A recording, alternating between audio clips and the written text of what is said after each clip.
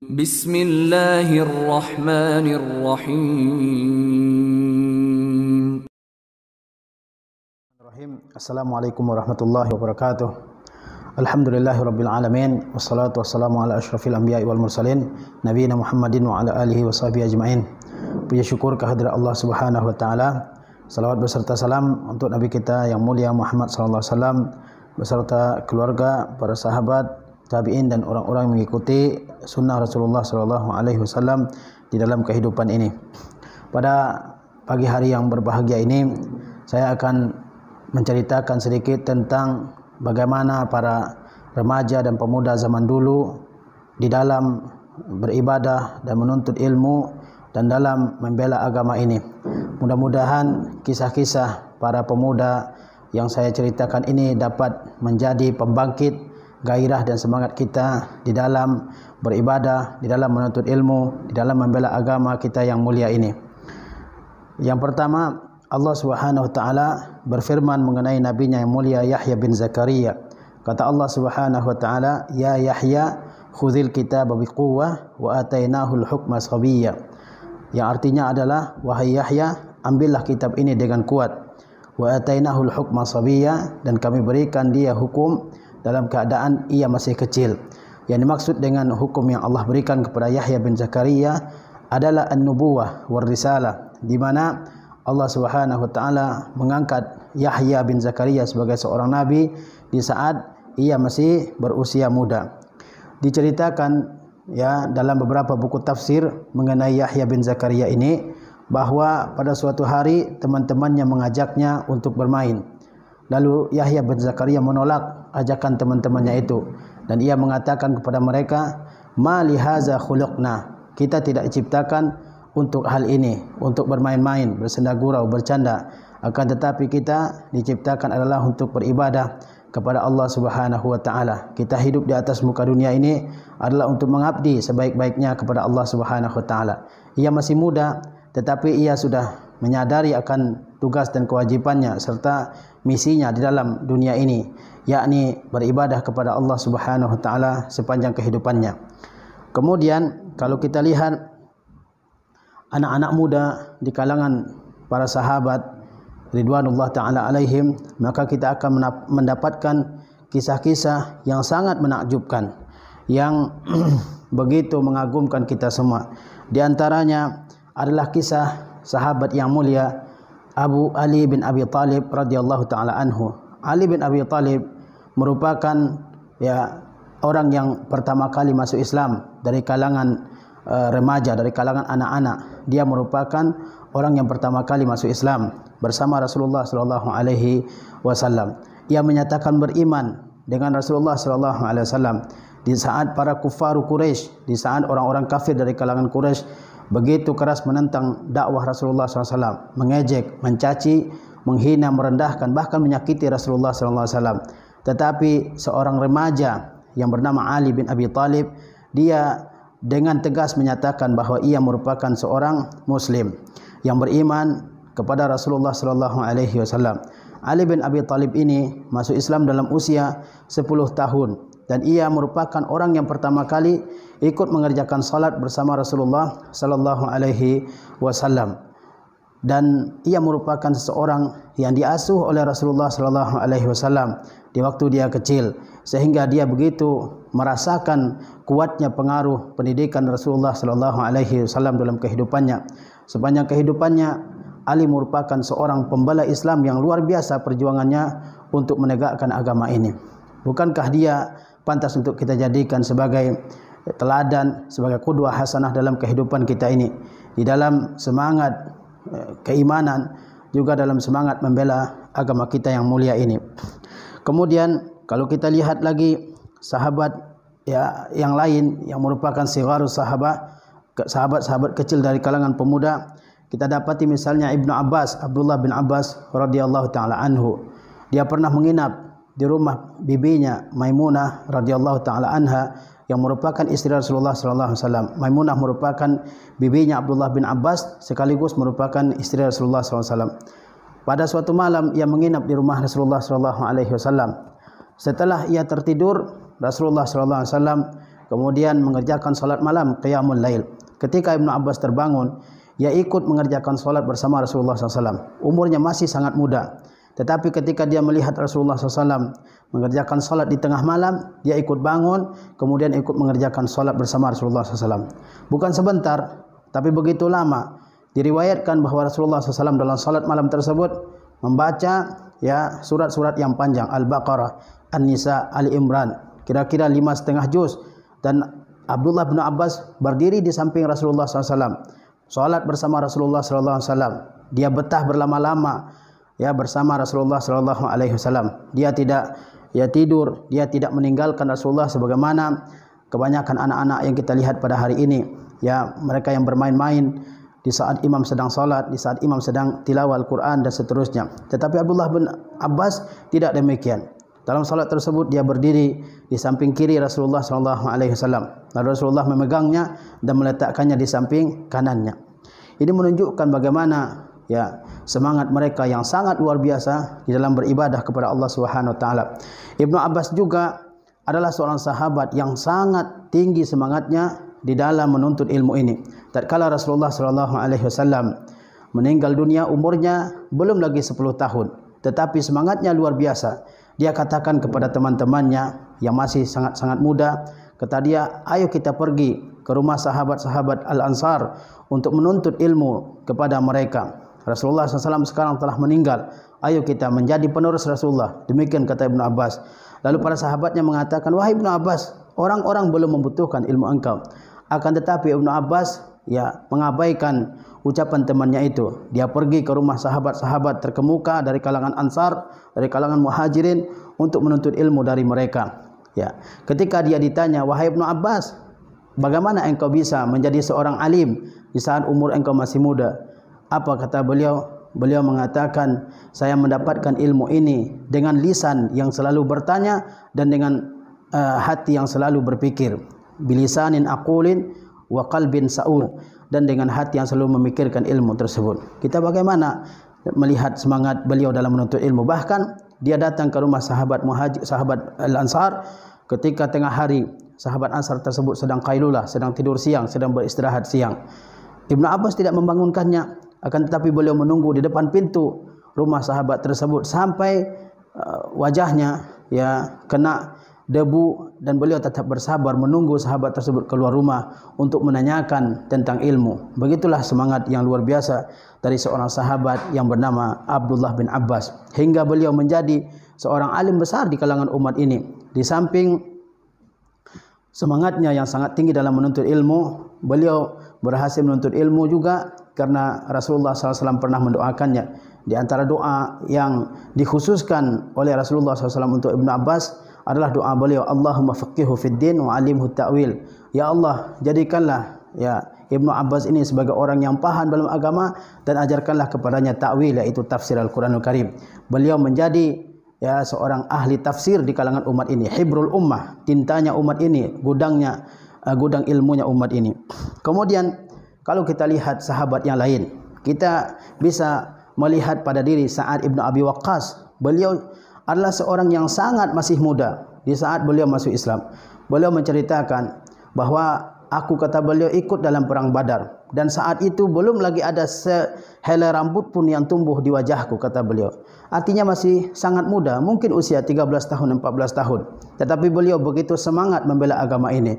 Beliau datang kepada Rasulullah SAW untuk diikutkan dalam perang yang merupakan perang pertama dalam Islam, perang Badar. Belum ada perperangan antara kaum muslimin dengan orang-orang kufar sebelumnya. Dan Sa'ad ibn Abi Waqqas waktu itu mendaftarkan dirinya untuk ikut dalam perperangan tersebut, dan diterima oleh Rasulullah SAW. Padahal dikatakan oleh beliau sendiri bahwa belum ada rambut yang tumbuh di wajahnya, belum ada jenggotnya, masih sangat muda. Kemudian yang lebih menakjubkan lagi adalah Umair bin Abi Waqqas, saudaranya Sa'ad ibn Abi Waqqas ini. Ketika dia datang bersama saudaranya Sa'ad ibn Abi Waqqas untuk didaftarkan dalam perang Badar, Sa'ad ibn Abi Waqqas diterima oleh Rasulullah SAW karena dia lebih tua. Tetapi Umair tidak diterima oleh Rasulullah SAW sebagai pasukan dalam perang Badar karena dia masih muda. Tetapi Umar ini ditolak oleh Rasulullah SAW dan dia sangat bersedih, bahkan dia menangis. Sampai akhirnya Rasulullah sallallahu alaihi wasallam menerimanya untuk ikut dalam perang Badar. Tidak diikutkan dalam perang, dia menangis luar biasa. Kalau kita mungkin ya diikutkan dalam perang, bahkan dalam tugas yang berat sekalipun, kita ya akan menolaknya. Apalagi perperangan mungkin tidak ada yang ikut ya. Ini kita lihat bagaimana semangat mereka yang luar biasa di dalam membela agama ini. Kemudian kita lihat lagi misalnya Abdullah bin Zubair. Abdullah bin Zubair adalah anak kaum muhajirin yang pertama yang dilahirkan di kota Madinah Munawwarah. Dan tatkala dia dilahirkan, maka Zubair bin Awam membawanya ke hadapan Rasulullah. Zubair bin Awam ayahnya Abdullah bin Zubair membawa Abdullah ini ke hadapan Rasulullah SAW. Lalu ditahnik oleh Rasulullah. Ditahnik yaitu dikunyahkan sebutir kurma, lalu dioleskan sedikit ke bibir anak yang baru lahir tersebut. Nah, Abdullah bin Zubair ini adalah anak muhajirin pertama yang lahir di Madinah. Ketika usianya 7 tahun, dia datang ke hadapan Rasulullah SAW. Untuk apa? Untuk menyatakan baiatnya, untuk menyatakan janji setianya ke hadapan Rasulullah SAW. 7 tahun dia sudah siap membela Rasulullah SAW. Dia sudah siap mengorbankan jiwanya ya, untuk membela Rasulullah SAW, untuk membela agama kita yang mulia ini. Demikian bagaimana ghirahnya, bagaimana semangat mereka yang sangat tinggi di dalam membela agama ini. Kemudian kita lihat juga misalnya kisah Umar bin Abdul Aziz rahimahullah ta'ala. Umar bin Abdul Aziz adalah seorang khalifah Bani Umayyah. Saat ia masih kecil, suatu ketika ia menangis. Maka orang-orang melaporkan kepada ibunya bahwa Umar sedang menangis. Ketika itu ibunya memanggil ya Umar ini dan ditanyai oleh ibunya, "Wahai anakku, kenapa engkau menangis?" Ya mungkin anak sekecil itu menangis, ya mungkin karena diganggu oleh orang, dipukul oleh temannya misalnya, atau diambil mainannya. Tapi Umar bin Abdul Aziz sangat mengagumkan kita. Kenapa dia menangis? Ketika ditanya oleh ibunya, dia mengatakan, "Inni azkurul mauta." Saya menangis bukan karena saya diganggu, bukan karena mainan saya diambil, bukan karena saya disakiti, bukan karena saya dipukul, tapi saya menangis karena saya ingat kematian. Saya menangis karena saya ingat kematian. Ini kalau kita jadikan sebagai nasihat dalam diri kita, maka kita semua akan menjadi pemuda-pemuda yang lurus jalannya dalam kehidupan ini. Kita jangan bangga bahwa saya masih muda, saya tidak akan mati. Tidak. Walaupun kita masih muda, tetap ya ada pemuda yang mati, ya pemuda yang lebih dahulu mati daripada orang yang lebih tua darinya. Kemudian juga mengenai Umar bin Abdul Aziz ini, ketika ayahnya diangkat menjadi gubernur negeri Mesir. Ketika ayahnya diangkat menjadi gubernur negeri Mesir, maka ayahnya ini ingin mengikut sertakan Umar bin Abdul Aziz untuk berangkat ke negeri Mesir. Di saat itu Umar bin Abdul Aziz ini sudah mendekati usia baligh, mungkin usianya 14 tahun. Tetapi apa katanya kepada ayahnya? "Wahai ayahku, bukankah lebih baik saya tinggal di sini?" Ya. Lalu ayahnya setuju. Kemudian ayahnya mengirimnya ke Madinah untuk belajar kepada ulama-ulama besar di Madinah. Sampai akhirnya Umar bin Abdul Aziz ini menjadi seorang fuqahanya kota Madinah, seorang ahli fikihnya kota Madinah. Pada hari ini ya, bukan anak yang pengen belajar, tapi orang tuanya yang ingin anaknya belajar di sini, belajar di situ, belajar ini, belajar itu. Anak tidak mengerti, bahkan tidak mau diajak untuk belajar. Zaman dahulu anaknya yang ingin belajar bahkan berpisah dengan orang tuanya. Ya, ayahnya pergi ke Mesir, ibunya pergi ke Mesir, dia tetap ya di Madinah untuk belajar ilmu. Bayangkan bagaimana semangat beliau, sampai dikatakan bahwa Umar bin Abdul Aziz ini termasuk salah seorang ahli fikih yang terkemuka. Kemudian juga kalau kita lihat misalnya ya tabi'in yang lain, misalnya Muhammad bin Munkadir rahimahullah taala, dia masih sangat muda, tetapi dia sudah digolongkan sebagai ubatnya umat ini, sebagai ahli ibadahnya umat ini. Dia masih muda tetapi begitu tekun untuk melaksanakan berbagai macam ibadah-ibadah yang wajib dan ibadah-ibadah yang sunnah. Dia selalu menjaga salat 5 waktu dia selalu berpuasa siang dan malam, dia qiyamul lail menegakkan salat malam, dia bersedekah, dia senantiasa berzikir mengingat Allah Subhanahu wa taala, dia senantiasa mendatangi majlis-majlis ilmu untuk menuntut ilmu, mempelajari fiqih, mempelajari akidah, mempelajari hadis, mempelajari tafsir dan seterusnya, padahal usianya sangat muda. Bayangkan anak yang masih muda tetapi telah digolongkan sebagai seorang abid hazil ummah, sebagai abidnya, sebagai ahli ibadahnya umat ini, dan juga sebagai alimnya umat ini. Kemudian kalau kita lihat misalnya Imam Malik bin Anas radhiyallahu taala rahimahullahu taala, siapa yang tidak mengenal beliau? Imamu Daril Hijrah, imamnya negeri Al-Hijrah, yaitu imamnya kota Madinah. Beliau adalah seorang alim yang sangat terkemuka di kalangan umat ini, bahkan merupakan salah seorang imam yang memiliki mazhab tersendiri yang dikenal dengan mazhab Al-Maliki. Beliau ini adalah orang yang sangat luar biasa. Bayangkan dalam usia 20 tahun beliau sudah diberikan kewenangan untuk berfatwa, untuk menjawab pertanyaan-pertanyaan yang dikemukakan oleh masyarakat. Umur 20 tahun beliau sudah menjadi seorang mufti kota Madinah. Beliau yang berwenang, diberikan wewenang untuk menjawab pertanyaan-pertanyaan yang muncul dari berbagai tempat. Tentu beliau menjadi seorang alim terkemuka di kalangan umat ini, tentu tidak instan begitu saja. Sebelumnya tentu beliau sudah berjuang luar biasa kerasnya agar menjadi seorang alim di kalangan umat ini. Begitu juga misalnya kalau kita baca tentang Al-Imam Syafi'i rahimahullahu taala. Beliau ini sudah menghafal Al-Qur'an keseluruhan di saat usia 7 tahun. Kita mungkin usia 7 tahun masih bermain-main, mungkin masih menangis, masih minta ini minta itu. Tetapi Al-Imam Syafi'i rahimahullahu taala, beliau telah menghafal Al-Qur'an di saat usia 7 tahun. Apakah tidak mungkin kita bisa menghafal Al-Qur'an di usia 7 tahun? Mungkin. Tidak ada yang tidak mungkin, asalkan benar-benar serius kedua orang tua di dalam menghafalkan Al-Qur'an kepada anaknya. Kemudian juga mengenai Imam Syafi'i ini, beliau sudah menghafal kitab Al-Muwatta, kitab hadis karangan Imam Malik, karena Imam Malik merupakan gurunya Al-Imam Syafi'i rahimahullah. Beliau sudah menghafal kitab tersebut di saat usianya 10 tahun. 10 tahun sudah menghafal kitab Al-Muwatta, dan beliau sudah diberikan hak untuk berfatwa di saat beliau berumur 17 tahun. Bagaimana beliau bisa menjadi seorang yang bisa berfatwa di usia 17 tahun? Tentu beliau sudah melalui perjalanan yang panjang dalam menuntut ilmu. Tentu beliau punya semangat yang luar biasa di dalam menuntut ilmu ini. Tidak main-main, tidak banyak menghabiskan waktu pada selain ilmu, fokus kepada ilmu, sehingga beliau sudah diberikan ilmu yang begitu banyak di saat usia beliau masih sangat muda. Kemudian misalnya kita lihat Al-Imamul Ahmad, Muhammad bin Ahmad bin Hanbal Asy-Syaibani rahimahullah, seorang yang merupakan imam terkemuka dalam kalangan ahlu sunnah ini.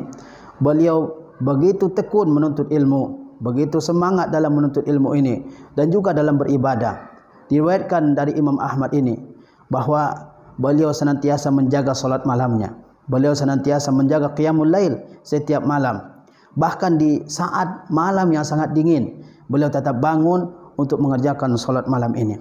Demikian semangat yang luar biasa dari mereka, sehingga mereka menjadi ulama-ulama terkemuka di kalangan umat ini. Begitu juga misalnya kita lihat Al-Imamul Bukhari rahimahullahu taala, seorang imamul muhaddisin, seorang imamnya ahli-ahli hadis. Beliau juga memiliki semangat yang sangat tinggi di dalam menuntut ilmu ini. Dikisahkan mengenai Imam Bukhari ini, di awal kehidupannya, di saat dia masih kecil, ia diuji oleh Allah Subhanahu wa taala dengan penyakit, yaitu buta. Imam Bukhari di waktu kecilnya dia menderita kebutaan. Namun Imam Bukhari ini tidak berputus asa menghadapi ujian dari Allah Subhanahu wa taala ini. Dia senantiasa berdoa, merendah, memohon kepada Allah Subhanahu wa taala agar Allah Subhanahu wa taala mengembalikan matanya. Begitu juga dengan kita, di saat kita yang masih muda-muda ditimpa oleh Allah dengan suatu musibah, maka kita jangan berputus asa. Kita jangan menyalahkan Allah Subhanahu wa taala. Kita harus berusaha untuk menghadapi segala macam musibah tersebut dengan kesabaran, dengan keikhlasan, dengan tawakal yang sangat tinggi kepada Allah Subhanahu wa taala. Insyaallah musibah-musibah tersebut akan bisa kita hadapi dalam kehidupan kita ini. Sebagaimana Al-Imamul Bukhari, dia ketika ditimpa oleh musibah, kebutaan di waktu kecil, dia berdoa sepanjang waktu kepada Allah Subhanahu wa taala. Hingga akhirnya pada suatu malam ibunya melihat Ibrahim alaihissalam dalam mimpinya. Lalu Nabi Ibrahim mengatakan kepada ibunya, "Wahai ibunya Bukhari, sesungguhnya Allah Subhanahu wa taala telah mengembalikan mata anakmu menjadi sehat karena begitu banyaknya doa yang dipanjatkannya, dan juga karena begitu banyaknya doa yang engkau panjatkan kepada Allah Subhanahu wa taala." Bayangkan, dia ditimpa oleh musibah, kemudian dia senantiasa berdoa kepada Allah Subhanahu wa taala, lalu Allah Subhanahu wa taala kembali mengembalikan matanya yang buta menjadi sehat. Ini merupakan pelajaran yang sangat berharga bagi kita. Begitu juga misalnya kita melihat Al-Hafiz Ar-Razi rahimahullah, seorang yang sangat muda, tetapi dia sudah digolongkan sebagai Al-Huffaz, sebagai Al-Hafiz, sebab itu pangkat yang sangat tinggi dari kalangan Al-Muhaddithin. Dia masih sangat muda, masih berusia 17 tahun, tetapi sudah digolongkan sebagai seorang ulama. Ini adalah contoh-contoh dari kalangan ulama-ulama di masa terdahulu, dari kalangan sahabat, kalangan tabi'in, kalangan atba'ut tabi'in. Bagaimana mereka yang masih muda-muda, namun mereka memiliki semangat yang sangat tinggi di dalam beragama, dalam menjalankan hukum-hukum agama, dalam menuntut ilmu, dalam membela agama ini. Kenapa kita kisahkan kisah-kisah mereka ini? Supaya kita bisa mengambil pelajaran dari kisah ini. Jangan kita hanya menjadi anak yang tidak ada prestasinya dalam kehidupan ini, dalam membela agama kita ini. Kita bisa membela agama ini, kita bisa memperjuangkan agama ini melalui ilmu kita, melalui ibadah kita, melalui akhlak mulia kita. Tidak ada yang tidak mungkin. Siapapun kita dan dimanapun kita berada, kita bisa membela agama kita ini dengan perjuangan, tentunya dengan semangat yang tinggi. Apabila kita tidak memiliki semangat, tentu kita tidak akan menjadi orang-orang yang dicatat oleh tinta sejarah. Kalau kita tidak serius dalam menuntut ilmu, kita tentu tidak akan mendapatkan ilmu. Innamal ilmu bitta'allum. Sesungguhnya ilmu itu dituntut hanya dengan bersungguh-sungguh dalam belajar. Kata Yahya Ibnu Katsir, "Lan tanalul ilma birahatil jismi." Ilmu ini tidak akan kalian dapatkan kalau kalian bersenang-senang, kalau kalian memanjakan tubuh kalian. Mesti ada perjuangan, mesti ada pengorbanan waktu, bahkan pengorbanan tidur, agar kita semua menjadi orang-orang yang berilmu dalam agama ini. Semoga kisah-kisah yang sudah kita sebutkan ini membawa faidah bagi kita semua. Kita akhiri dengan mengucapkan wassallallahu ala nabiyina Muhammad wa ala alihi wa sahbihi wasallam. Wassalamualaikum warahmatullahi wabarakatuh. Alhamdulillah.